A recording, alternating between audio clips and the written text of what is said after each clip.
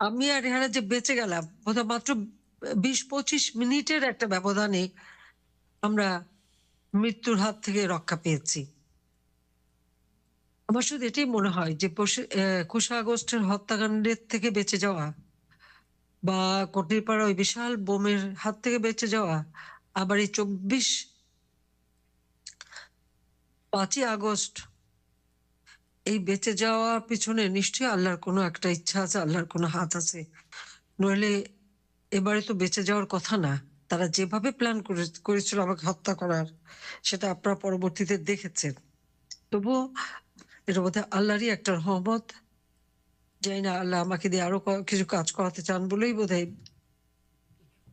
আমি এখনো বেঁচে আছি। যদিও আমার কষ্ট হচ্ছে আমি আমার দেশ ছাড়া, ঘর ছাড়া সবকিছু জ্বালিয়ে পুড়ে দিয়েছে।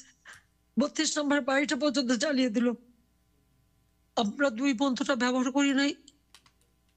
আমরা তো এই সম্পত্তি আমাদের নিজেদের জন্য ব্যবহার করিনি। ওই বাড়ি থেকে ৬ দফা আন্দোলন, ওই বাড়ি থেকে স্বাধীনতার ঘোষণা দিয়েছেন জাতিপিতা। আর ওই বাড়িতেই তো আমার বাবা-মা সব জীবন দিয়েছেন, তাদের রক্তের দাগ। আমরা বঙ্গবন্ধুর স্মৃতি জাদুঘর করে দিয়েছি। কত দেশি বিদেশি নেতারা ওই বাসায় ওই ভবনটা তারা ভিজিট করেছেন। কত মতামত, মন্তব্য লিখেছেন। সেই স্মৃতিটুকু তারা জ্বালিয়ে পুড়ে শেষ করে দিল। যে স্মৃতিটুকু নিয়ে শুধু আমরা বেঁচে ছিলাম ২ বোন, সেটুকুও রাখলো না। আমাদের অন্যায়টা কি? আমাকে কেন ফ্যাসিস্ট বলা হয় আর কেন স্বৈরাচার বলা হচ্ছে? আমি কোন স্বৈরাচারী কাজ করেছি? আজকে আপনারা একটু তুলনা করেন তো, এই ইউনূস ক্ষমতায় আসার পর ছাত্রদের এমনভাবে বেয়াদব করেছে, এমনভাবে ব্যবহার করেছে। আজকে ছাত্ররা শিক্ষকদের হামলা করে, তাদের গলায় জুতার মালা পরায়, তাদের গাছের সাথে বাঁধে, তাদেরকে পদত্যাগে বাধ্য করে। প্রিন্সিপাল, ভিসি, শিক্ষকদের।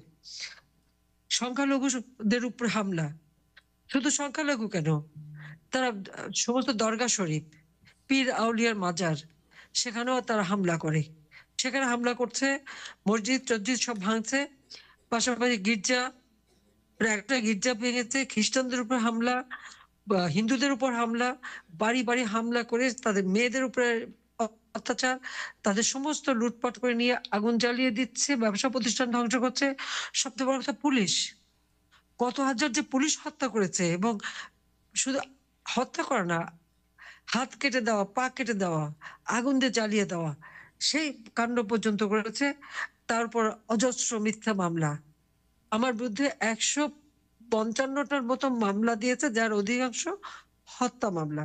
আবার আমি যাদের হত্যা করেছি তার মধ্যে ইতিমধ্যেই প্রায় ৩৫ জন জীবিত হয়ে ফিরেও এসেছে।